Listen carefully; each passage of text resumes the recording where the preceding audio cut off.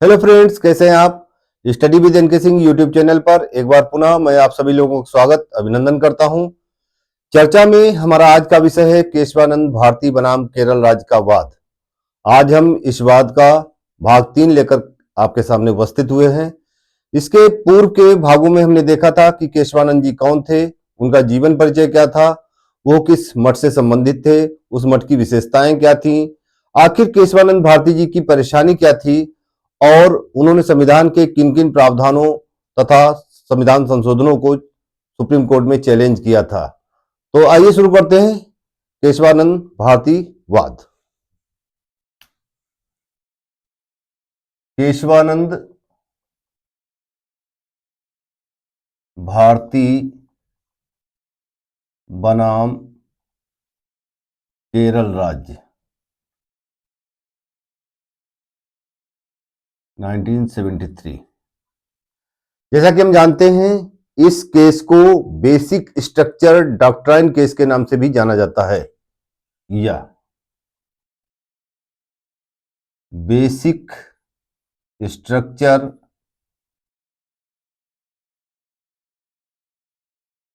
Doctrine case, या इसे fundamental rights case के नाम से भी जाना जाता है। फंडामेंटल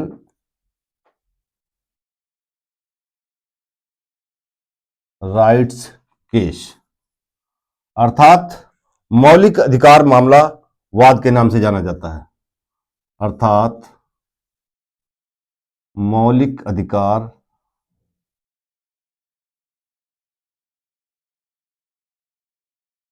मामला वाद।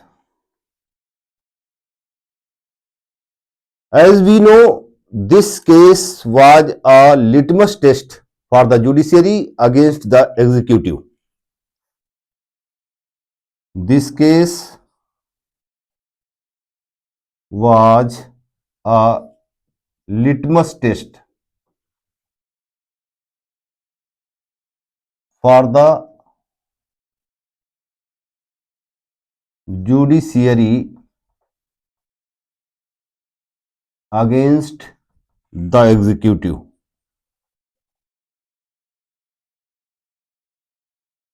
अर्थात यह मामला कार्यपालिका के विरुद्ध न्यायपालिका के लिए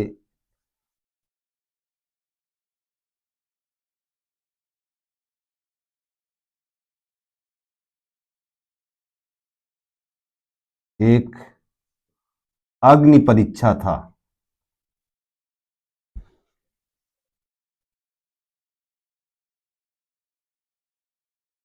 अग्नि परीक्षा था। जैसा कि हम जानते हैं कि इस केस में आए फैसले ने कार्यपालिका और न्यायपालिका के बीच के संघर्ष को समाप्त कर दिया।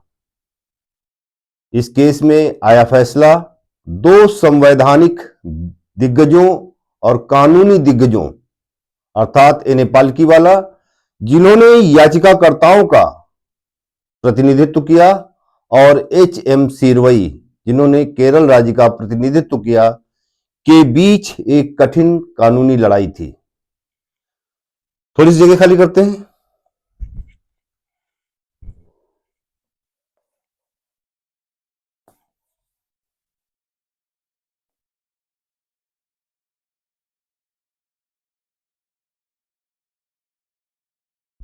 याचिकाकर्ता की तरफ से कौन है? N A Palkhivala. N A Palkhivala.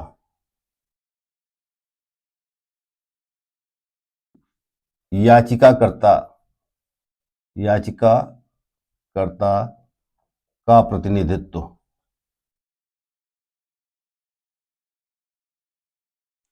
और वर्सेस एच एम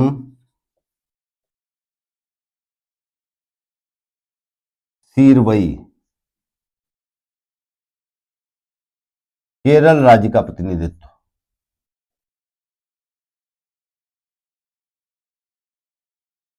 प्रतिनिधित्व।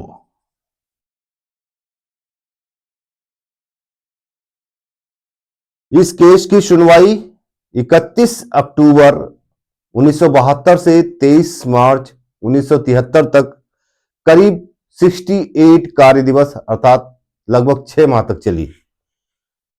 केस की सुनवाई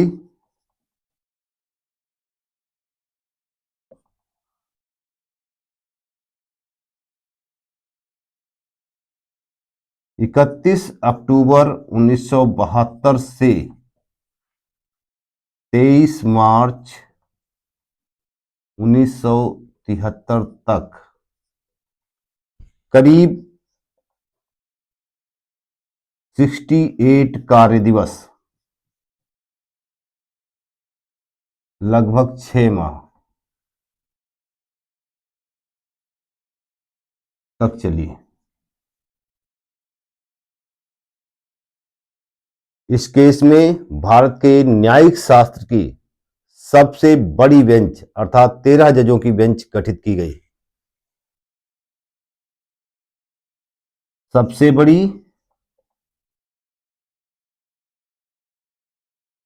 13 जजों की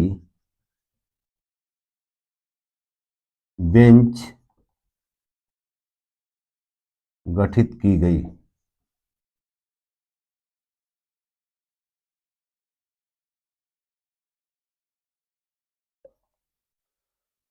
सत्तर देशों के संविधान को कंपेयर किया गया इस केस को समझने के लिए और सही जजमेंट देने के लिए।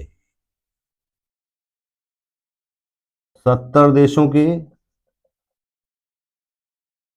संविधान को कंपेयर किया गया।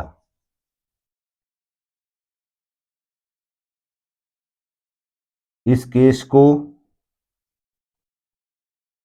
समझने के लिए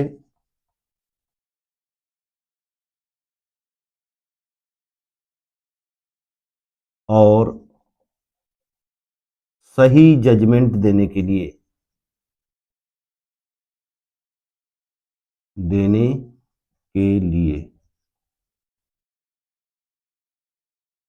हमारा अगला बिंदु, इस केस में सरकार और जुडिशियरी के बीच एक लंबी खींचतान चली। इस केस में सरकार और न्यायपालिका के बीच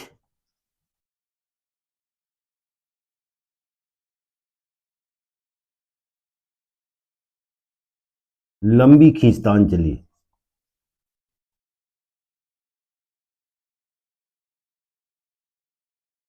मैं साइड से हटे जा रहा हूं, स्क्रीनशॉट लेना है तो ले सकते हैं। थोड़ी सी जगह खाली करते हैं।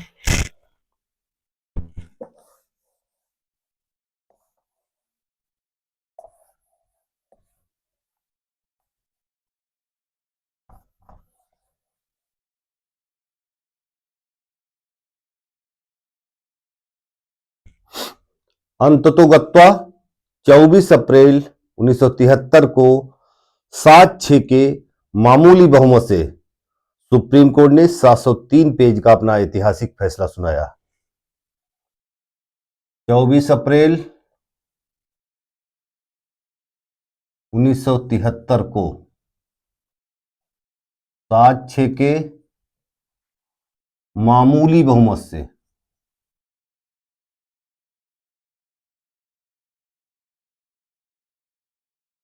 सुप्रीम कोर्ट ने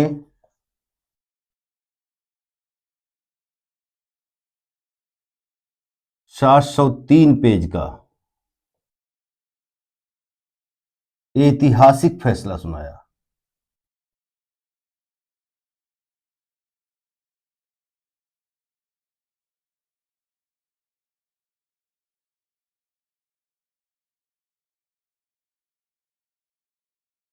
ओवरऑल 11 जजमेंट इस फैसले में दिए गए और इस केस में डेमोक्रेसी फार थिन मेजोरिटी से जीती, अर्थात लोकतंत्र की जीत बहुत ही मामूली बहुमत से हुई थी। टोटल 11 जजमेंट्स were pronounced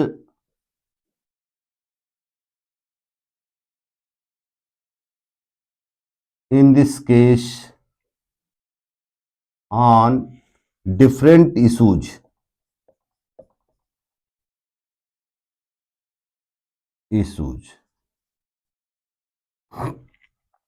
जैसा कि हम जानते हैं कि इस केस में लोकतंत्र की जीत बहुत ही मामूली बहुमत से हुई थी और बहुमत ने माना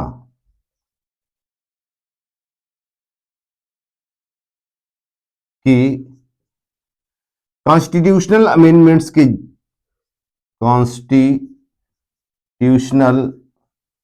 अमेंडमेंट्स के जरिए कॉन्स्टिट्यूशन को अल्टर नहीं किया जा सकता।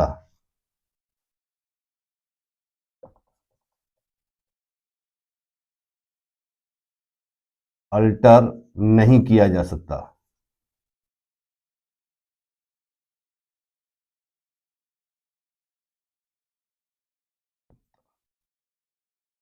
इस केस में जज भी आधे आधे बटे हुए नजर आ रहे थे और तब जस्टिस एच.आर. खन्ना ने इस नजरिए का समर्थन किया कि संविधान संशोधन के जरिए संविधान के बेसिक स्ट्रक्चर को परिवर्तित नहीं किया जा सकता है। द जजमेंट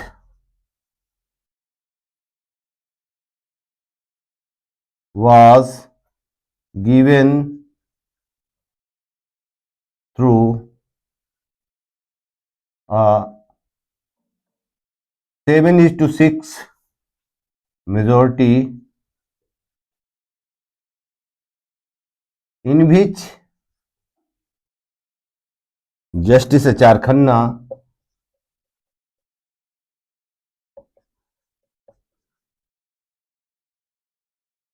had played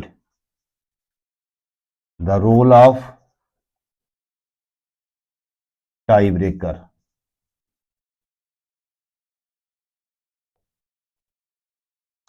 जैसा कि हम जानते हैं जस्टिस एच.आर. खन्ना सरकार से खुश नजर नहीं आ रहे थे। उनका मानना था कि सरकार नेसेसरी रिफॉर्म्स के जरिए अननेसेसरी अमेंडमेंट्स ला रही है, अर्थात सरकार डिक्टेटर होती जा रही है। Justice H R. खन्ना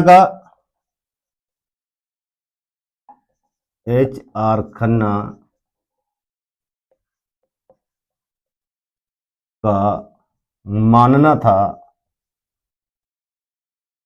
कि सरकार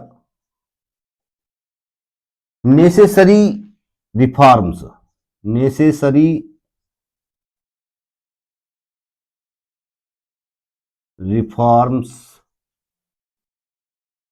के नाम पर अननेसेसरी अमेंडमेंट्स ला रही है,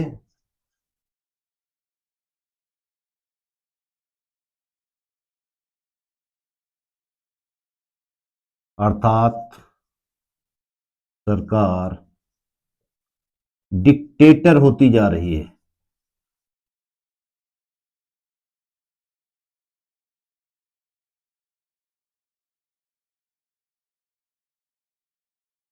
मैं साइड से हटे जा रहा हूं, स्क्रीनशॉट लेना चाहते हैं तो ले सकते हैं। थोड़ी सी जगह खाली करते हैं।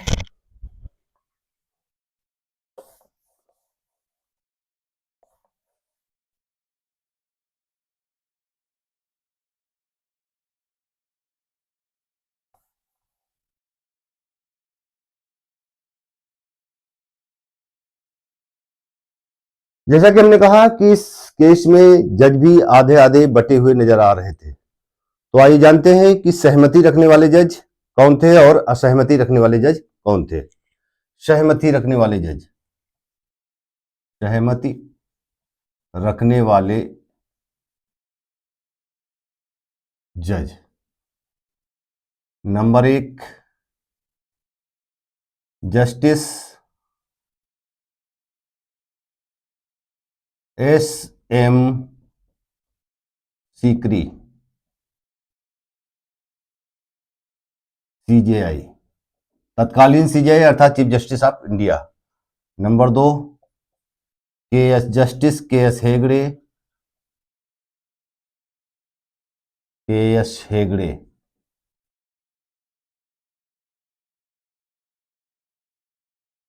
Number 3 justice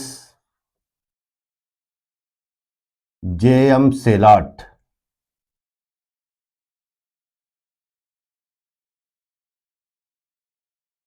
number 4 justice A K Mukherjee.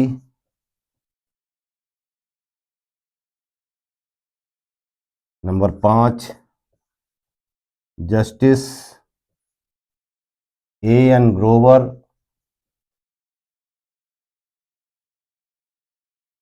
Number 6 justice P Jagan Mohan Reddy.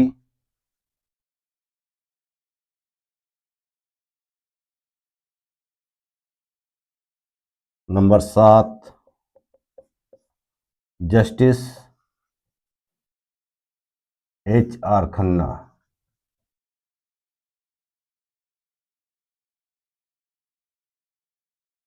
ये सहमति रखने वाले जजों के नाम हैं। मैं साइड से हटे जा रहा हूं, स्क्रीनशॉट लेना है तो ले सकते हैं। थोड़ी जगह खाली करते हैं।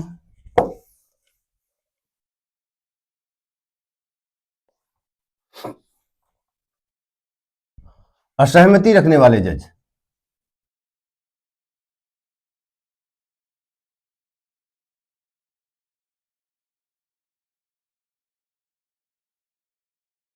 Number 1 justice A N Ray. Number 2 justice D G Palekar. Number 3 justice K Mathew. Number 4 justice M H Beg.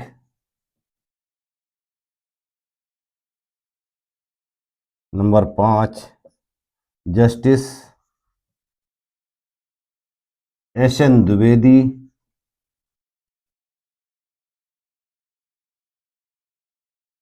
Number 6 justice Y K Chandrachud. तो ये वो 6 जज हैं जो असहमति रख रहे थे। स्क्रीनशॉट लेना है तो ले सकते हैं।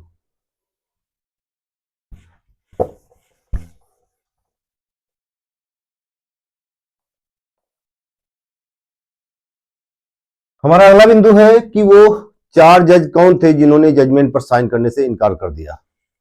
4 जजेस,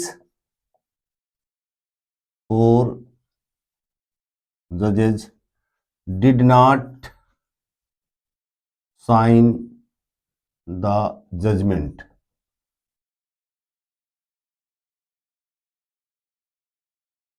number 1 justice A N Ray. Number 2 justice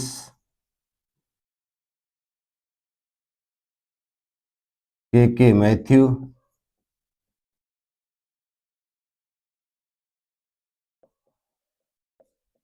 number 3 justice M H bag.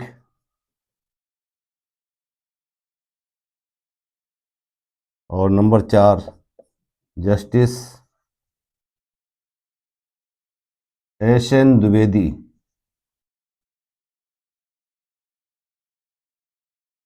तो ये है वो 4 जज जिन्होंने जजमेंट पर साइन करने से इनकार कर दिया।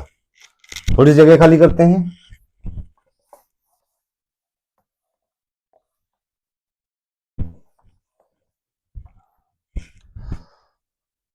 The 9 judges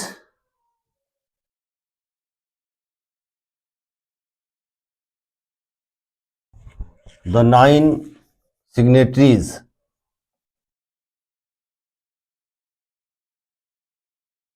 to the statement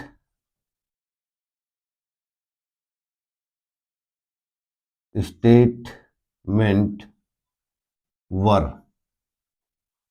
अर्थात वो 9 जज कौन कौन थे जिन्होंने जजमेंट पे हस्ताक्षर किए।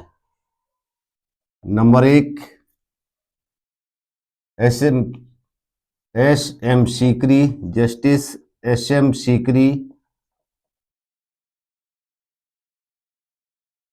Number 2 justice K S. Hegde.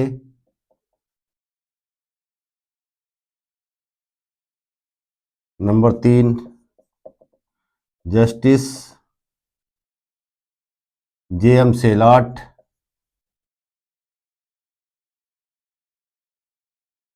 Number 4 justice A K. Mukherjee. Number 5 justice A N. Grover.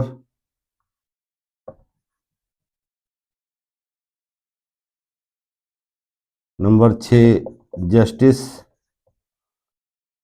P. Jaganmohan Reddy.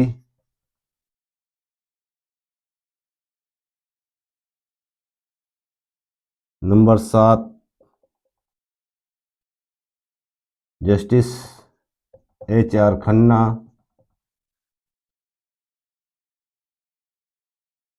Number 8 justice D G. Palekar.